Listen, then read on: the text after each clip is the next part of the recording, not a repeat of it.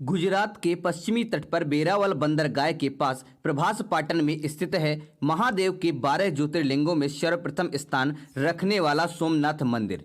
यह स्थान गुजरात का महत्वपूर्ण पर्यटन व तीर्थ स्थल है जो गुजरात के पश्चिमी तट पर बसा हुआ है। प्राचीन काल में इसी मंदिर की ख्याति दूर दूर तक फैली हुई थी, जिससे प्रभावित होकर कई मुस्लिम शासकों ने और पुर्तगालियों ने एक बार नहीं बल्कि 17 बार आक्रमण किया, परंतु इसे पूर्णतः ध्वस्त नहीं कर पाए।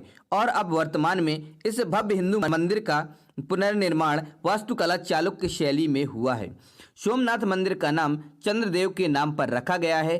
चंद्रदेव का एक नाम सोम भी है। इन्होंने शिवजी की घोर तपस्या की थी और सर्वप्रथम मंदिर का निर्माण किया था। इसका उल्लेख धर्म ग्रंथों ऋग्वेद व शिव पुराण में मिलता है।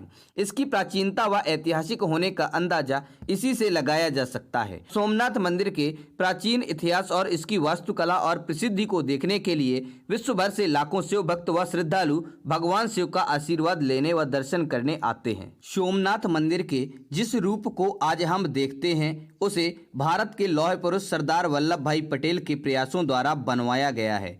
मई 1951 को इसका विनिर्माण शुरू किया गया और 1 दिसंबर 1955 को भारत के प्रथम राष्ट्रपति डॉक्टर राजेंद्र प्रसाद के द्वारा राष्ट्र को समर्पित किया गया। बात करें इस पर आक्रमण की तो प्राचीन काल से ही गुजरात के वेरावल में स्थित सोमनाथ मंदिर की महिमा और कीर्ति बहुत दूर दूर तक फैली हुई थी। इस मंदिर को जितनी बार भी नष्ट किया गया उतनी बार धर्म में आस्था रखने वाले राजाओं व शासकों ने इसका पुनर्निर्माण करवाया और यह अद्भुत शिव मंदिर अपने पुराने वैभव और कीर्ति के साथ बार बार उठ खड़ा हुआ। इतिहास के पन्नों में झांकने पर पता चलता है कि इस मंदिर का अस्तित्व ईसा पूर्व से भी पहले हो चुका था। हिंदू राजाओं द्वारा इसका पुनर्निर्माण 6वीं और 7वीं ईस्वी में कराया गया था। इस मंदिर की धार्मिक महत्व का अंदाजा इसी से लगा सकते हो कि इस व्याख्या हमें हिंदुओं के पौराणिक ग्रंथों में मिलती है। 649 ईस्वी में वल्लभी के यादव राजाओं द्वारा इसका निर्माण करवाया था। 725 ईस्वी में अल जुनैद नाम के सूबेदार ने पहली बार इस पर हमला करके मंदिर को खंडित कर दिया और फिर धार्मिक आस्था के चलते राजा नागभट्ट ने 815 ईस्वी में इस प्राचीन शिव मंदिर को दोबारा बनवा दिया था।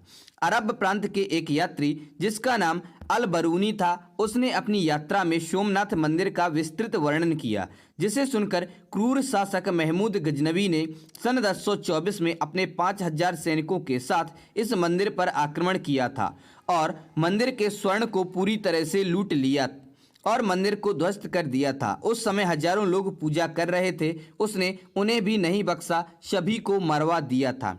इस मंदिर को आक्रमणकारी शासकों ने एक बार नहीं लगभग 17 बार इसको लूटा व बर्बाद करने की पूरी कोशिश की, परंतु हर बार श्रद्धालुओं ने इसका विनिर्माण करवाया, जिसके फलस्वरूप आज का सोमनाथ मंदिर अपने पुराने वैभव को वापस लाने में सफल रहा है। इसके बाद इसको अनेकों श्रद्धालुओं ने इसके जीर्णोद्धार व निर्माण में योगदान दिया।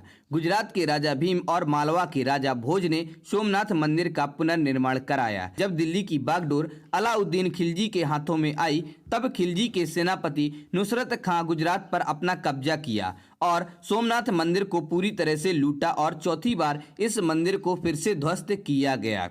इसके पश्चात गुजरात के शहंशाह मुजफ्फर शाह ने 1395 ईस्वी में और 1412 में अहमद शाह ने भी अपने पिता के पद चिन्हों पर चलते हुए मंदिर लूटा और ध्वस्त किया।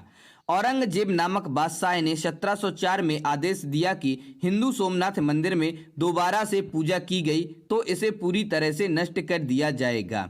आखिरकार उसने पुनः 1707 में सोमनाथ मंदिर को गिरवा दिया था और जब उसे पता चला कि मंदिर में अभी भी पूजा हो रही है तो उसने श्रद्धालुओं की हत्याएं करवा दी।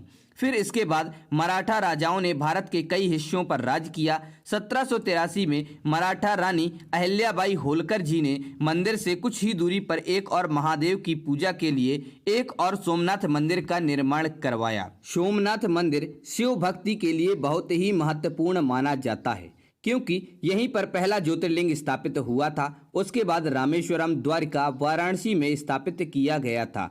इसकी ऊंचाई 150 फीट और इनमें सभा मंडपम, नृत्य मंडपम और गर्भगृह भी है। इसके शिखर पर 10 टन वजनी कलश रखा हुआ है और इसके ध्वज पोल की ऊंचाई लगभग 27 फीट है। सोमनाथ मंदिर के दक्षिणी भाग में एक बाण स्तंभ है, जो कि कोई साधारण स्तंभ नहीं है, बल्कि इस पर तीर लगा हुआ है। इस स्तंभ पर लिखे अभिलेखों के अनुसार दक्षिण ध्रुव और इस मंदिर के मध्य पृथ्वी का कोई भी भाग यानी टापू और पहाड़ मौजूद नहीं है।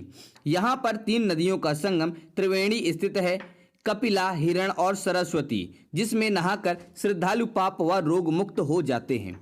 ऐसा मानना है कि आगरा में रखे हुए देव द्वार सोमनाथ से लाए गए थे, जिसे आक्रमणकारी महमूद गजनवी इसे लूट कर ले गया था। सोमनाथ मंदिर में रखा प्राचीन शिवलिंग हवा में तैरता था। यह इसमें व्याप्त चुंबकीय गुण के कारण हुआ था। सोमनाथ मंदिर से 200 किलोमीटर की दूरी पर भगवान श्री कृष्ण की द्वारिका धाम स्थित है, जिसकी अपनी धार्मिक मान्यताएं हैं।